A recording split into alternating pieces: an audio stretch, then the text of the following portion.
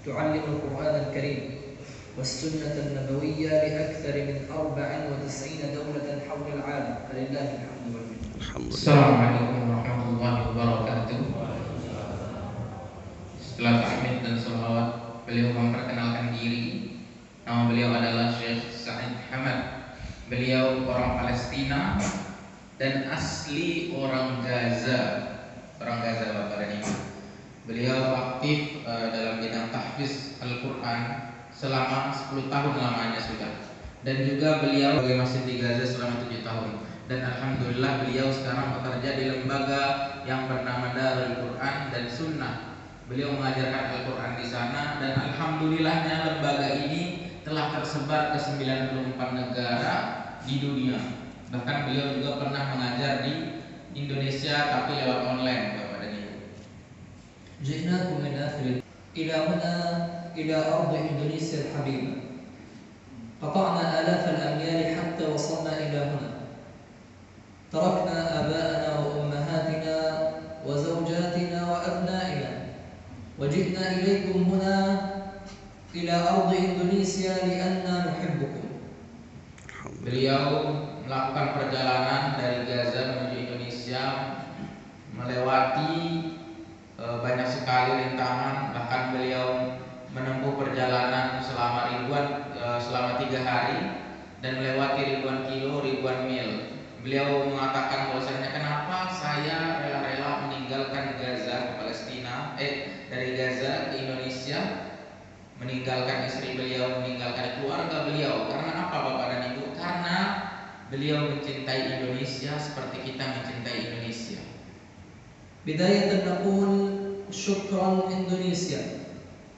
Thanks إندونيسيا. Terima kasih Indonesia. بارك الله فيكم.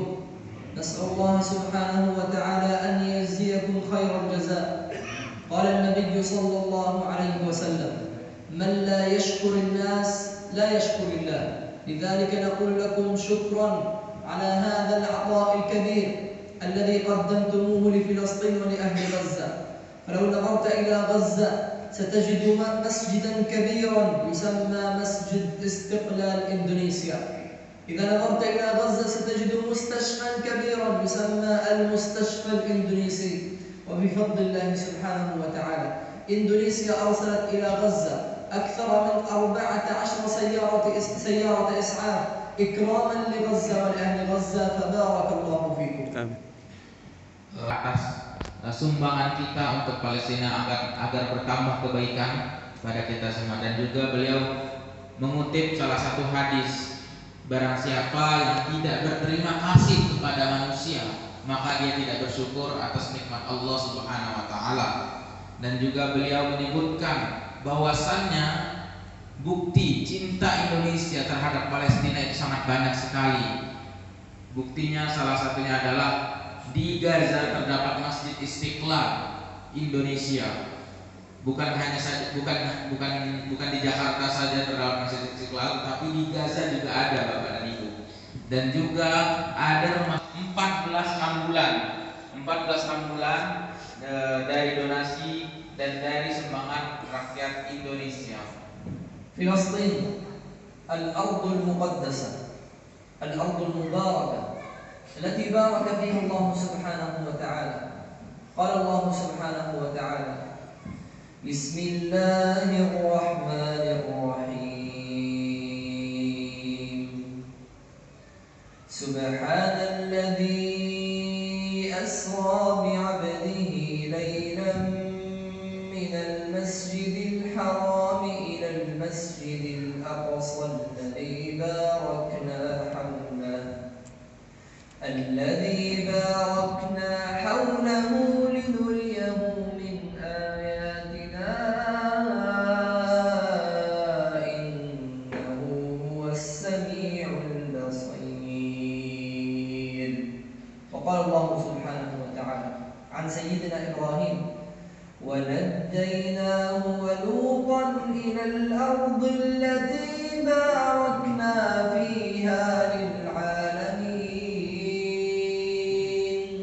فهي أرض مباركة باركها الله سبحانه وتعالى.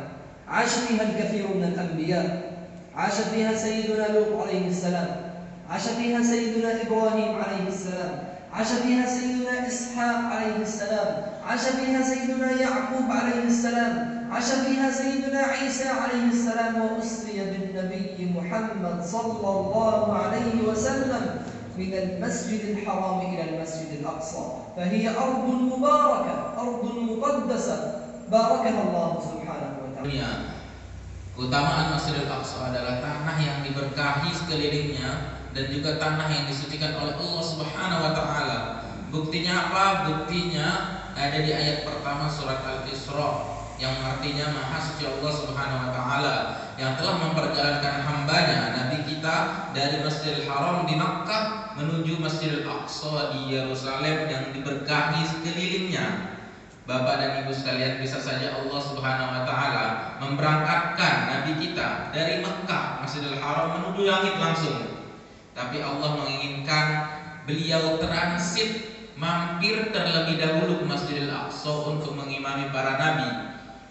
Ini tanda dan bukti bahwasannya Masjidil Aqsa mempunyai kedudukan di kaum muslimin, di hati kita semua, bahwasannya Masjidil Aqsa adalah bagian dari akidah kita, bagian dari iman kita. Dan pada ayat yang lain juga diterangkan bahwasannya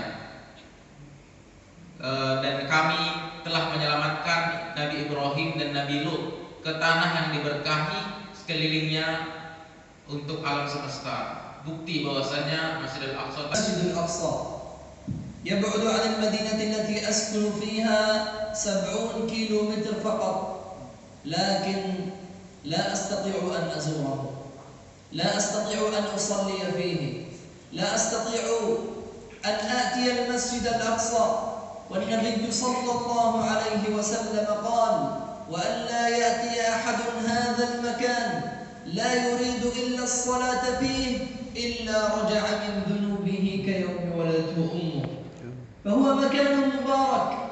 نحن الفلسطينيون ممنوع أن نصل المسجد الأقصى، أهل غزة يمنعون من أن يصلوا إلى المسجد الأقصى، والمستوطنون يقتحمونه كل يوم، يحفرون تحته كل يوم، يريدون أن يهدموا المسجد الأقصى، هذا المكان العظيم أول قبلة للمسلمين، يريدون أن يهدموا المسجد الأقصى، يعتدون على الرجال، يعتدون على النساء، يعتدون على الأطفال، يعتدون على الشباب، يعتدون على كل الفلسطينيين.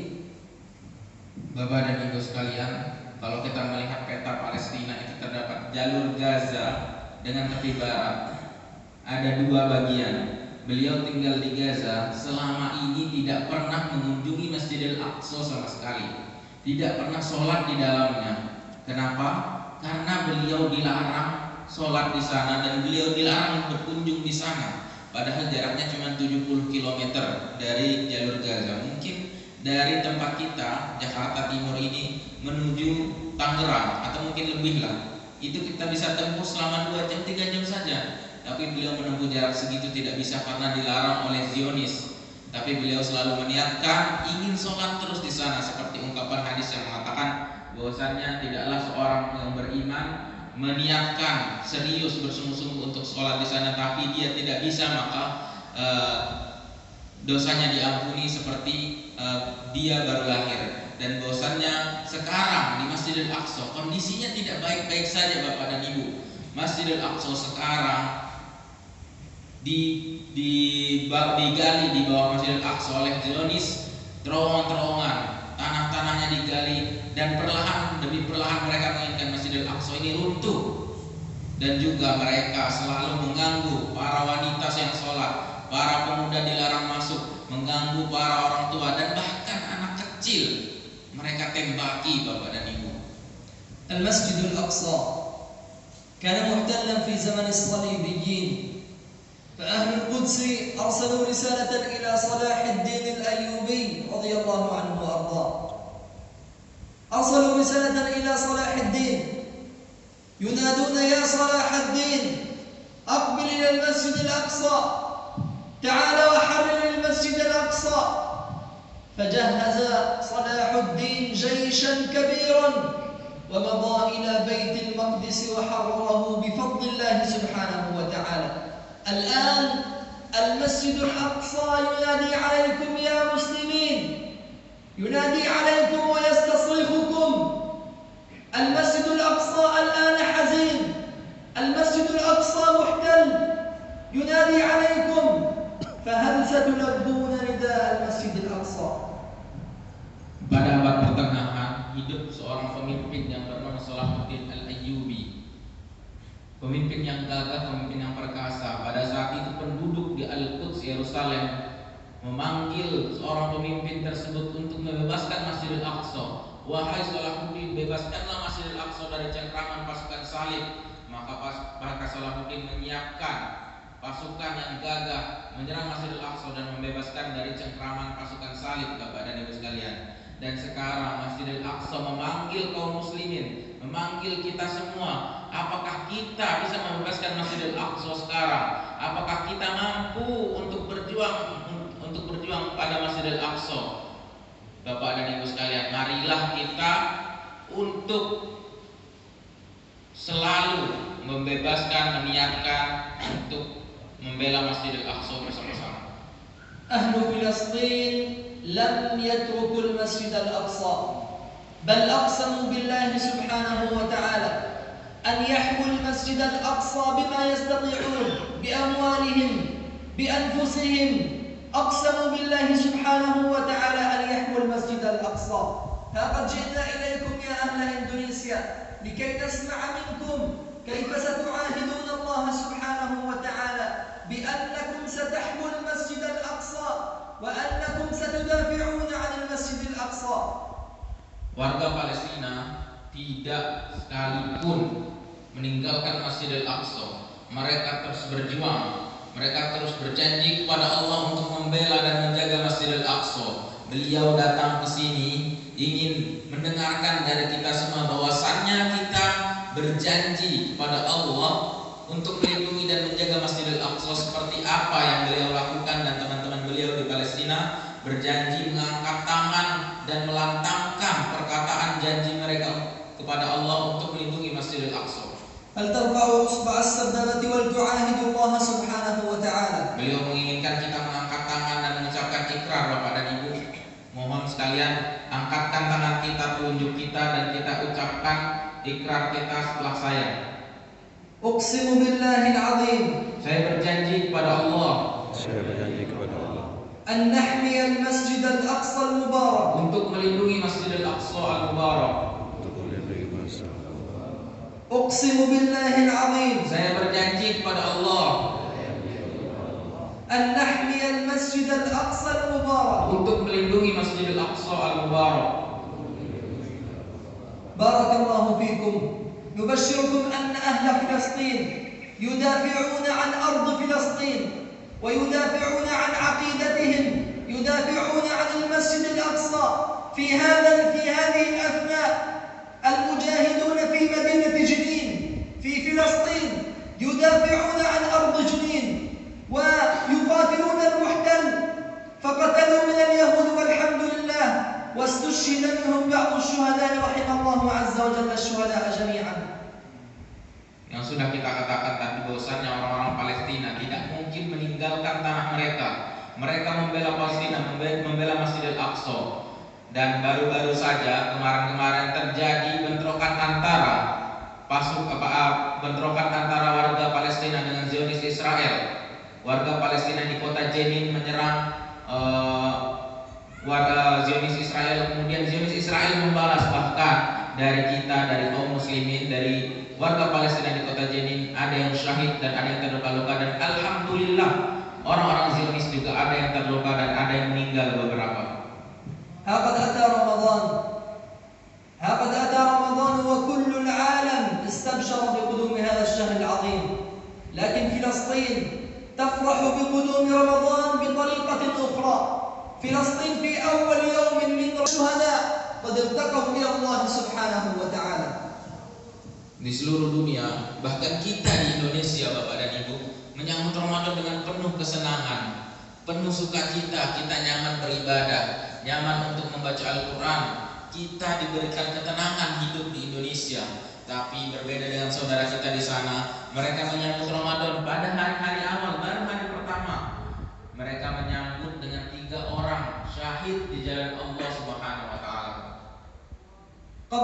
إخواني يا أحباب، الاحتلال الصهيوني اليهود قتلوا امرأة في وسط الشارع، قتلوا امرأة بلا أي جرم، فقط ذنبها أنها فلسطينية، ل6 أطفال صغار تمشي في الشارع يقتلها اليهود.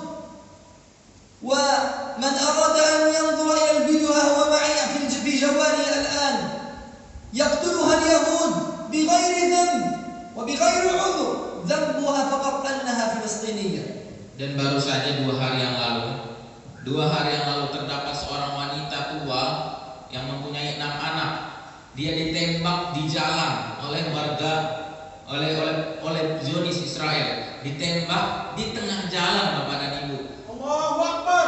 Allahu Akbar. Wanita tua mempunyai 6 anak, nggak bawa apa-apa, langsung dibunuh di tempat dan meninggal pada saat itu juga. Dan Bapak Ibu kalau misalkan tidak percaya, kata beliau tadi, beliau mempunyai videonya, bahkan sudah tersebar di sosial media sekarang, bahwasannya wanita tersebut meninggal di jalan Allah Subhanahu wa taala. لو نظرتم إلى كل دول العالم تصلي في اليوم 5 صلوات، صبح ظهر عصر مغرب عشاء، في فلسطين في أغلب الأحوال يصلون 6 صلوات، الصلوات المفروضة وصلاة جنازة على شهيد. Dan kita sekarang kita sholat 5 waktu, subuh, zuhur, asar, maghrib, isya. Kita sholat 5 waktu dalam sehari. Tetapi orang-orang Palestina mungkin berbeda. Mereka sholat wajib ditambah dengan sholat jenazah. لقد جئتكم من مدينة غزة، هذه المدينة المحاصرة التي لا يوجد فيها عمل ولا يوجد فيها كهرباء ولا يوجد فيها ماء صالح للشرب، بل إنها في 10 سنوات صبرت على 4 حروب مدمرة. هذه القنابل التي ألقيت على غزة لو ألقيت على دولة عظمى لسقطت، لكن غزة بفضل الله سبحانه وتعالى بقيت صامدة، بقيت صابرة، وكل هذا من فضل الله عز وجل علينا. Sekarang beliau tinggal di Gaza, merasakan kesulitan yang berada di sana. Tidak ada air yang bersih untuk dipakai, kurang sekali air bersih, dan juga tidak ada listrik di sana. Bahkan 4 jam sampai 6 jam saja hidup listrik, Bapak dan Ibu. Dan juga beliau mengatakan tadi, dalam 10 tahun terakhir terjadi 4 peperangan besar. Rudal-rudal bom menuju Gaza semuanya, menuju komplek dekat rumah beliau. Bahkan sekarang kita bisa melihat bahwasannya Gaza mungkin hancur luluh lantak bangunannya, tapi penduduk-penduduknya terus tetap kuat, tetap sabar menjalani ini semua, dan mereka bisa eksis sampai sekarang berkat apa? Berkat Allah Subhanahu wa taala. ومع كل هذا الحصار وكل هذا الدمار إلا أن غزة بفضل الله عز وجل محافظة على كتاب الله. في كل سنة تخرج غزة الآلاف من حفظة كتاب الله سبحانه وتعالى، تخرج كل سنة الآلاف من حفظة أحاديث النبي صلى الله عليه وسلم، تخرج كل سنة الآلاف من متقن دورات أحكام التجويد، بل إنه في السنة الماضية قد جلس 200 من الحفاظ منذ صلاة الفجر حتى صلاة العصر، وأخذوا يسردون كتاب الله سبحانه وتعالى غيبا من أول سورة الفاتحة حتى آخر سورة الناس، وسمعوه بحمد الله عز وجل بلا أخطاء. Dan kita telah menyebutkan tadi, beliau telah menyebutkan bahwasanya kondisi Gaza seperti itu, penuh dengan kesulitan, tapi mereka memiliki keutamaan. Kita di sini hidup nyaman, mereka hidup susah. Mereka setiap tahunnya, bahkan tahun-tahun terakhir kemarin, telah menyelesaikan, pemuda-pemuda mereka menyelesaikan Al-Quran 30 juz, ribuan yang menyelesaikan daurah-daurah tajwid Al-Quran, ribuan juga, puluhan ribu yang menyelesaikan hafalan-hafalan hadis mereka. Dan bahkan akhir tahun lalu 2021, Bapak dan Ibu sekalian, terdapat 200 pemuda-pemudi menyelesaikan Al-Quran dari pagi sholat subuh sampai sholat asar. Mereka menghafal Al-Quran tanpa melihat Al-Quran dari surat An-Nas sampai dari surat Al-Fatihah sampai surat An-Nas, tanpa salah sedikit pun dan tanpa melihat Al-Quran. بالأمس يا أحباب بالأمس في مؤسسة دار القرآن المختلف في دول العالم خرجت دار القرآن الكريم والسنة 40 حافظا لكتاب الله سبحانه وتعالى من أكثر من دولة حول العالم عبر الزوم. Dan pada kemarin hari terdapat 40 orang yang menyelesaikan Al-Quran dari lembaga Darul Quran di seluruh dunia. Lembaga Al-Quran ini yang diajari oleh pemuda-pemuda Gaza untuk orang-orang yang ada di dunia. Ada 40 orang yang telah menyelesaikan Al-Quran lewat online kemarin wisudanya. وكل هذا من فضل الله سبحانه وتعالى. فاللهم لك الحمد على هذه النعمة. اللهم لك الحمد على هذه النعمة. أختم يا أحباب وأقول شكرا إندونيسيا مرة أخرى. بارك الله فيكم. اللهم احفظ شعب إندونيسيا. آمين. اللهم احفظ شعب إندونيسيا. آمين. اللهم احفظ شعب إندونيسيا. آمين. اللهم احفظهم بعينك التي لا تنام وبركنك الذي لا يضام. لا نهلك وأنت فينا وأنت رجاؤنا. اللهم بارك في أهل هذا المسجد. آمين. اللهم بارك في أهل هذا الحي. آمين. اللهم بارك في أولادهم. آمين. اللهم بارك في زوجاتهم. آمين. اللهم بارك في ذرياتهم. آمين. اللهم بارك في أعمالهم. آمين. اللهم بارك في أعمارهم. آمين. اللهم اجعل هذا البلد آمنا مطمئنا سخاء رخاء وسائر بلاد المسلمين بحولك